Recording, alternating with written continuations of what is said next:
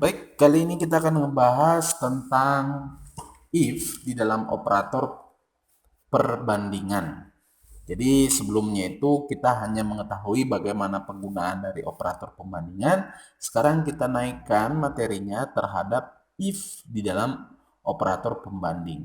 Yang mana komponennya yang akan dibandingkan antara variabel A dan variabel B.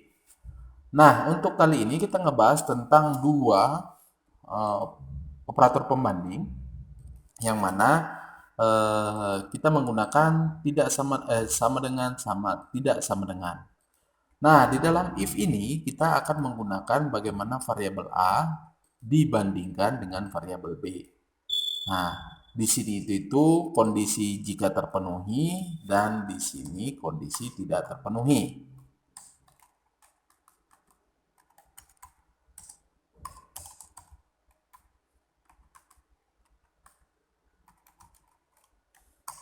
Nah, strukturnya seperti ini. Oke, seperti kita ketahui bahwa operator di sini itu adalah operator pembandingan adalah tidak sama dengan.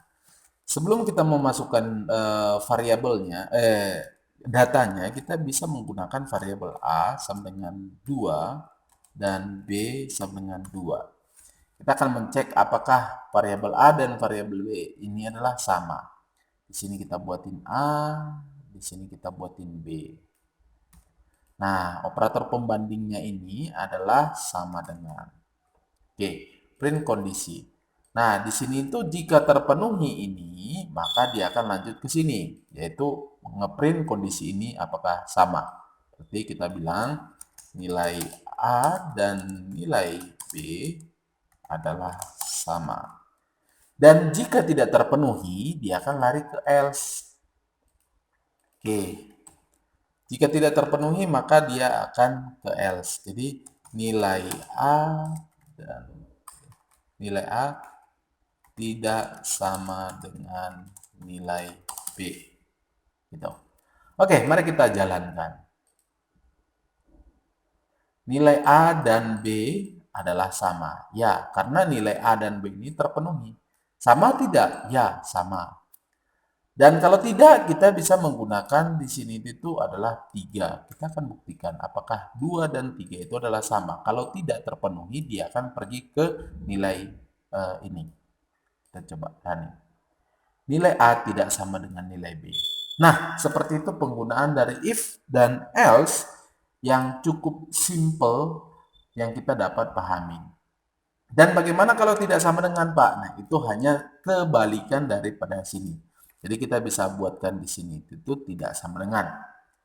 Jika tidak sama dengan, nah di sini itu kita balikin ini itu ke bawah, berarti nilai A tidak sama dengan nilai B. Sementara yang di bawah ini adalah sama. Karena kebalikannya yang tadi. Di sini jika terpenuhi tidak sama berarti else-nya sama. Oke, kita coba buktikan. Ya, ini syarat ini merupakan terpenuhi, makanya di printlah nilai A tidak sama dengan B. Sementara apabila kita naikkan di sini menjadi 3, maka dia ini tidak terpenuhi, yang terpenuhi itu ini. Nilai A dan B adalah sama. Jadi kebalikan sama dengan. Jadi yang tadi di sini itu nilai A yang sama dengan, sementara di sini itu tidak sama dengan. Nah, ketika tidak sama dengan dibuatkan seperti ini, kondisinya dibalik. Jadi jangan sampai salah statement yang kita masukkan. Jika tidak sama dengan, nilai A sama dengan B. Bukan seperti itu. Jadi sebenarnya pemrograman ini dibuatkan itu jika kita menggunakan if, kita harus mengerti bagaimana logika yang memang harus kita gunakan di dalam if ini. Itu aja dari saya untuk penggunaan if else di dalam sama dengan dan tidak sama dengan. Cukup gampang kan? Untuk video selanjutnya kita akan ngebahas bagaimana penggunaan lebih besar dan lebih kecil. Itu aja materi kali ini. Terima kasih untuk perhatiannya. Selamat siang.